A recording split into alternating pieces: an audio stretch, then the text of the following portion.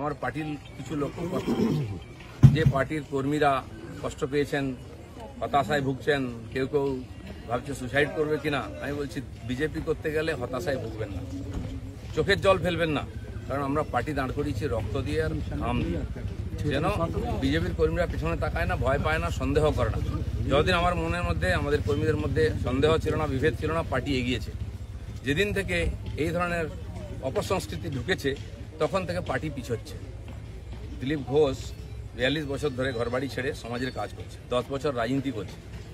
দিলীপ ঘোষের দিকে আঙুল তোলার হিম্মত কারো নেই, না পক্ষে না বিপক্ষে। যে কোনো ধরনের আমি চ্যালেঞ্জ করছি। যাদেরকে আমি নিয়ে এসে নেতা বানিয়েছি, যারা বিজেপি দেশে করে খাচ্ছে, তাদেরই বেশি পেট ব্যথা হচ্ছে। যাদেরকে আমি নিয়ে এসে নেতা করেছি তারা খুব চিন্তিত ভবিষ্যৎ নিয়ে। পার্টির উপরে ভরসা রাখুন, চিন্তা করার কোনো দরকার নেই। আর দিলীপ ঘোষ পার্টি ছাড়বে কিনা, কোথায় যাবে, অনেকে দুশ্চিন্তাগ্রস্ত, অনেকে আনন্দিত। দুশ্চিন্তা করার দরকার নেই, আনন্দিত হওয়ার দরকার নেই। দিলীপ ঘোষ দরকার হলে রাজনীতি ছাড়বে, কিন্তু পার্টি ছাড়বে না, বিজেপি ছাড়বে না, এটা পরিষ্কার বলে দিচ্ছি। কিছু লোক হয়তো চাইছেন আমি পার্টি ছাড়লে জায়গাটা খালি হবে, সুবিধা হবে। সেটা হওয়ার চান্স নেই, কারণ আমাদের কাছে মিশন পশ্চিমবাংলায় যতদিন না রাজনৈতিক পরিবর্তন হচ্ছে, লড়াই চলবে। আর যে আমার লক্ষ লক্ষ সাথী 10 বছর ধরে আমার সঙ্গে লড়াই করেছেন, রক্ত দিয়েছেন, ঘাম দিয়েছেন, প্রাণ দিয়েছেন, পরিবারকে রাস্তায় বসিয়ে দিয়েছেন, সেটাই আমাদের কাছে প্রেরণা। কেউ বলছে 57 জন শহীদ হয়েছে, তারা ভাবছেন যে 21 সালে বোধহয় বিজেপি তৈরি হয়েছে।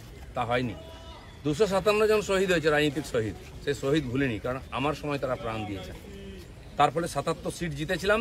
আজকে 1 ডজন এমএলএ আমাদের ছেড়ে চলে গেছে, এমপি চলে যাচ্ছে, পঞ্চায়েত, জেলা পরিষদ সমিতি চলে যাচ্ছে। কিন্তু আমি বলছি আমাদের বিচারধারা, আমাদের রাস্তা ঠিক আছে, ঘাবড়াবেন না, ভয় পাবেন না। বিজেপি ভয় পায় না বলে ভারতবর্ষে পরিবর্তন করতে পেরেছে। আমরা সেই পার্টির সংস্কৃতি মানি যে পার্টির প্রধানমন্ত্রী অটল বিহারী বাজপেয়ী কালীঘাটে গিয়ে মমতা ব্যানার্জির মায়ের পায়ে হাত দিয়ে প্রণাম করেছিলেন। আমরা সেই সংস্কৃতির লোক। মমতা ব্যানার্জি তখন আমাদের সঙ্গে ছিলেন, আর অন্যদিকে চলে গেছেন, শত্রু হয়ে গেছেন, এটা আমি মনে করি না। রাজনীতি আমার কোনো শত্রু নেই, আমি সবাইকে মিত্র করার চেষ্টা করি। আর মিত্র করেছি বলে ভারতীয় জনতা পার্টি এত বড় হয়েছে। অন্য পার্টির বহু নেতা এসে পার্টির নেতৃত্ব করছেন। তো সেই জন্য আমরা সেই সংস্কৃতির লোক, সেই পার্টির কর্মী যে পার্টির প্রধানমন্ত্রী অটল বিহারী বাজপেয়ী শান্তির বার্তা নিয়ে বাসে চড়ে লাহোরে গেছিলেন, শত্রুর দেশে গেছিলেন, ঘোষিত শত্রু পাকিস্তান। প্রধানমন্ত্রীর সঙ্গে আলাপ করেছিলেন। ফিরে আসার পরে পাকিস্তান আক্রমণ করেছিল, কার্গিল যুদ্ধ হয়েছিল। অটল বিহারীর হাত কাঁপেনি, মিরাজ পাঠিয়ে দিয়ে, সেনা পাঠিয়ে দিয়ে সমস্ত বাংকার গুঁড়িয়ে দিয়েছিলেন। আমরা সেই সংস্কৃতি, এটা ভারতের সংস্কৃতি, এটা বিজেপি সংস্কৃতি। আমার প্রধানমন্ত্রী নরেন্দ্র মোদী, তিনি নওয়াজ শরীফের বাড়িতে বিয়েতে নেমন্ত্রণ রক্ষা করতে গেছিলেন, কোনো প্রোটোকল মানেননি, আশীর্বাদ করেছিলেন মেয়েকে। কিন্তু তারপরে পাঠানকোট হয়েছিল, পুলওয়ামা হয়েছিল, কিন্তু নরেন্দ্র মোদী সার্জিক্যাল স্ট্রাইক করতে, এয়ার স্ট্রাইক করতে পিছিয়ে যাননি, কারণ এটাই বিজেপি, এটাই ভারতীয় সংস্কৃতি। সেজন্য আমরা যেন আমাদের পরিচিতি না ভুলে যাই।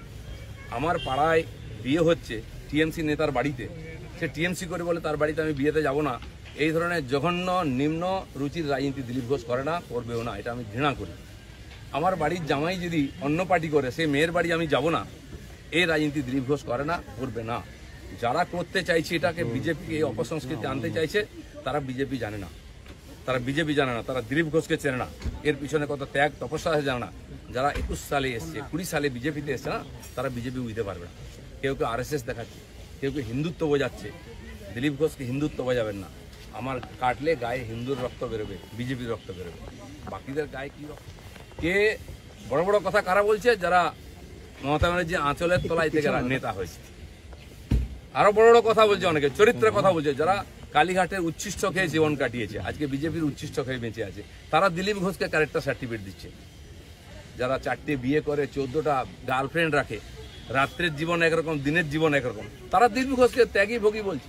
আহাম্মক, রাস্তায় দাঁড়িয়ে বলো লোকে কি বলবে। দিলীপ ঘোষ আজকেও রাস্তায় দাঁড়িয়ে আছে, কালো দাঁড়িয়েছিল, আগামী দিনেও থাকবে। মানুষ জানে দিলীপ ঘোষ কি করেছে, দিলীপ ঘোষ কি। আমার মন আর মুখ এক। আমি পর্দার আড়ালে কথা বলি না, কোনো নেতার সঙ্গে বন্ধ ঘরে মিশি না, আমি সে যেই নেতা হোক।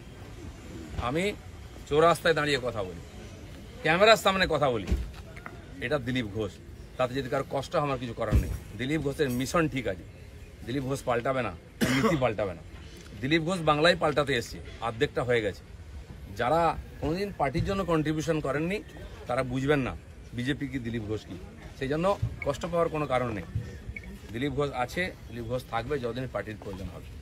যে কর্মীরা আবেগে ভাসছেন, আবেগে ভাসার সময় নয়। যদি সত্যি সংকট আছে লড়াই করুন। আর বিজেপির কর্মীদের উপর আক্রমণ, হিন্দুর উপর আক্রমণ ভারতবর্ষে প্রথমবার হয়েছে। আজ যারা বড় বড় কথা বলছেন তারা হিন্দুর জন্য কতটা লড়াই করেছেন, কি ত্যাগ করেছেন? 4 পয়সার ত্যাগ নেই। বিজেপিতে কামাতে এসছেন, কামানো কমে যাচ্ছে। আমি দোকান সাজিয়ে দিয়েছিলাম 77টা এমএলএ দিয়ে, 1 ডজন এমএলএ আজকে নাই কেন? এমপি কোথায় গেল? জেলা পরিষদ সমিতির প্রধান চলে যাচ্ছে কেন? জবাব কে দেবে? 21-এর পর থেকে বিজেপির নাম ছিল।